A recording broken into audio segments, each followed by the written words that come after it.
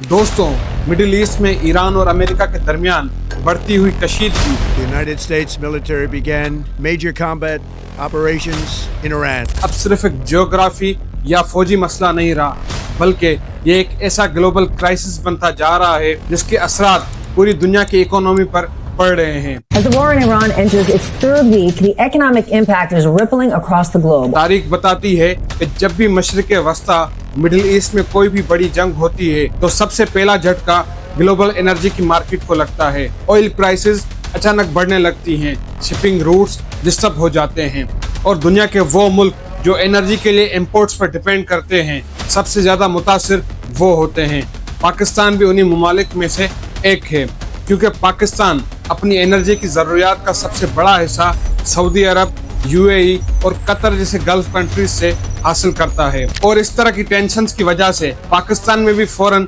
Economic reaction देखने को मिले। हुकूमत ने पेट्रोल और डीजल की कीमतों में तकरीबन 55 रुपए फी लीटर इजाफा कर दिया है, जिसके बाद पेट्रोल की कीमतें 266 रुपए से बढ़कर 321 रुपए फी लीटर तक पहुंच गई हैं। लेकिन ये सिर्फ एक नंबर का चेंज नहीं है, क्योंकि पाकिस्तान जैसी ट्रांसपोर्ट बेस्ड इकोनॉमी में फ्यूल की कीमत बढ़ने का मतलब है कि ट्रांसपोर्ट, एग्रीकल्चर, इंडस्ट्री और बिजली की पैदावार तक सबकी कॉस्ट बढ़ जाती है। मायशी माहिरीन खबरदार कर रहे हैं कि अगर ईरान और अमेरिका की वार लंबी चलती है तो पाकिस्तान की इकोनॉमी पर इसका प्रेशर और बढ़ सकता है। इसके नतीजे में महंगाई में इजाफा, डॉलर पर दबाव, करंट अकाउंट डेफिसिट का बढ़ना और एनर्जी सप्लाई चेन की डिस्ट्रप्शन की शक्ल में है। लेकिन सवाल ये है, जैसे अभी ये जंग शिद्दत इख्तियार कर रही है तो पाकिस्तान की मईशत पर इसका असली इम्पैक्ट क्या हो सकता है। पाकिस्तान की इकोनॉमी का सबसे बड़ा स्ट्रक्चरल चैलेंज एनर्जी डिपेंडेंसी है। पाकिस्तान अपनी एनर्जी की जरूरियात का बड़ा हिस्सा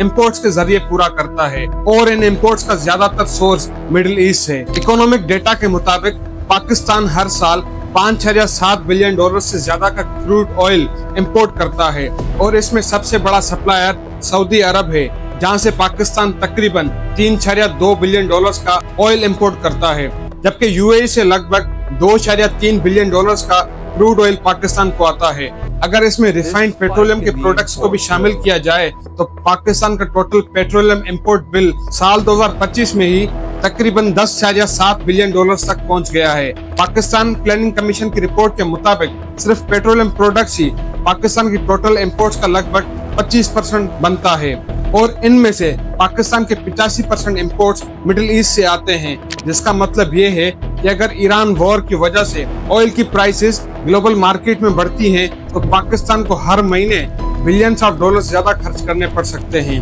और ये इजाफी बर्डन पाकिस्तान के फॉरेन एक्सचेंज रिजर्व्स और एक्सटर्नल अकाउंट पर प्रेशर बढ़ा सकता है। असल में फॉरेक्स रिजर्व्स उन डॉलर्स की सेविंग होती है जो मुल्क के पास मौजूद होती है और जैसे पाकिस्तान अपने फॉरेक्स रिजर्व से अपनी इंपोर्ट्स जैसे ऑयल, गैस और मशीनरी खरीदता है। जब ऑयल की प्राइसेस बढ़ती हैं तो पाकिस्तान का वही ऑयल खरीदने के लिए ज्यादा डॉलर्स खर्च करने पड़ते हैं। इसका मतलब ये होता है कि मुल्क के रिजर्व्स तेज रफ्तारी से कम होने लगते हैं, जिसकी वजह से गवर्नमेंट को या तो कर्ज लेना पड़ता है या फिर अपनी करेंसी को डीवैल्यू करना पड़ता है, जिससे महंगाई का प्रेशर और भी बढ़ जाता है। रिसेंट इकोनॉमिक इंडिकेटर्स के मुताबिक जुलाई 2025 से जनवरी 2026 तक पाकिस्तान का तिजारती खसारा, ट्रेड डेफिसिट सिर्फ 22 मिलियन डॉलर तक पहुंच चुका है, जबकि पिछले साल इसी पीरियड में ये अमाउंट लगभग 17 बिलियन डॉलर्स का था। सिर्फ पाकिस्तान का फरवरी के महीने का ही डेटा अगर देखें, पाकिस्तान की एक्सपोर्ट्स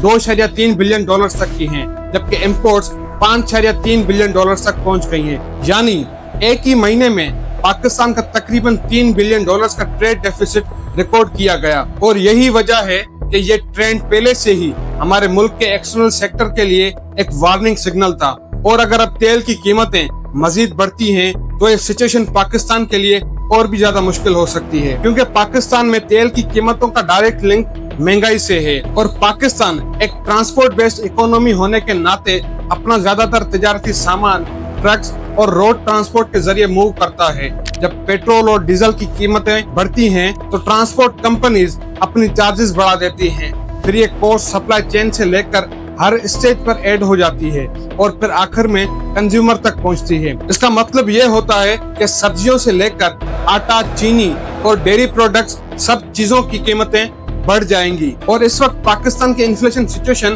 पहले से खराब है। ऑफिशियल डेटा के मुताबिक जुलाई 2025 से जनवरी 2026 तक एवरेज इन्फ्लेशन 5.2% थी, लेकिन फरवरी में महंगाई 7% तक पहुंच चुकी है, जो ये सिग्नल देती है कि प्राइसेस प्रेशर दोबारा महंगाई का नया तूफान ला रहा है। पाकिस्तान की इकोनॉमी का एक और स्ट्रॉन्ग पिलर है रेमिटेंसेस, यानी ओवरसीज पाकिस्तानियों के भेजे हुए पैसे। एस्टिमेटेड डेटा के मुताबिक 45 से 50 लाख पाकिस्तानी सिर्फ अरब ममालिक में काम करते हैं और पाकिस्तान की रेमिटेंसेस का 50% से ज्यादा हिस्सा इसी रीजन से आता है, जिसकी वजह से साल 2025 में पाकिस्तान के फॉरेन एक्सचेंज रिजर्व्स तकरीबन $40 बिलियन तक पहुंच गए थे, जिसमें रेमिटेंसेस का बड़ा रोल था। लेकिन अगर ईरान वॉर ज्यादा अरसे तक चलती है तो अरब ममालिक की इकोनॉमीज पर बड़ा प्रेशर आएगा, जिसकी वजह से कंस्ट्रक्शन और सर्विसेज सेक्टर स्लो हो सकते हैं, जहां ज्यादातर पाकिस्तानी वर्कर्स काम करते हैं।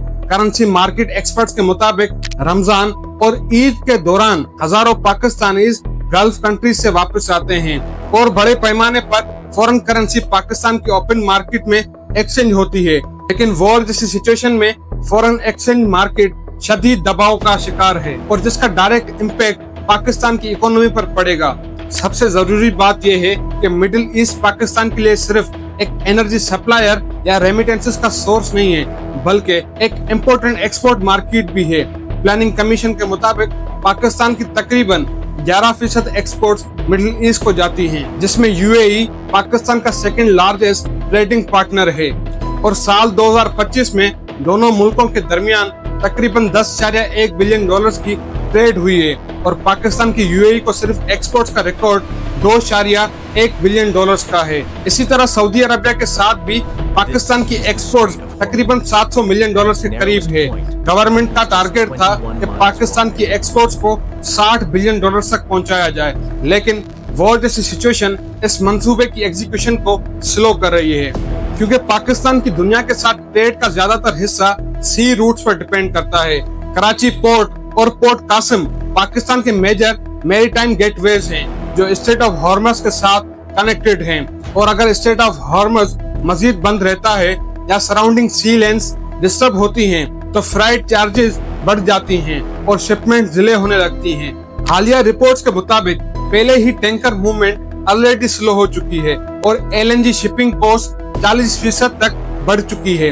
जिसका मतलब ये है कि पाकिस्तान को गैस इंपोर्ट करने के लिए पहले से ज्यादा पैसे खर्च करने पड़ेंगे, क्योंकि पाकिस्तान अपनी गैस का 30 से 35% हिस्सा कतर से इंपोर्ट करता है और जो मेनली स्ट्रेट ऑफ हॉर्मस के थ्रू आता है। तो दोस्तों, अगर मुख्तसर तौर पर देखा जाए तो ईरान और अमेरिका के दरमियान बढ़ती हुई टेंशन सिर्फ एक रीजनल कॉन्फ्लिक्ट नहीं, बल्कि एक ऐसा इकोनॉमिक शॉक है जो पाकिस्तान जैसी एनर्जी इंपोर्ट डिपेंडेंट इकोनॉमी को सीधा अफेक्ट कर रही है। अब असल सवाल ये है कि क्या पाकिस्तान अपनी इकोनॉमी को इतना रेजिलिएंट बना पाएगा कि ऐसे ग्लोबल शॉक्स को मैनेज कर सके, या फिर हर इंटरनेशनल क्राइसिस का बोझ आवाम को महंगाई की शक्ल में उठाना पड़ेगा।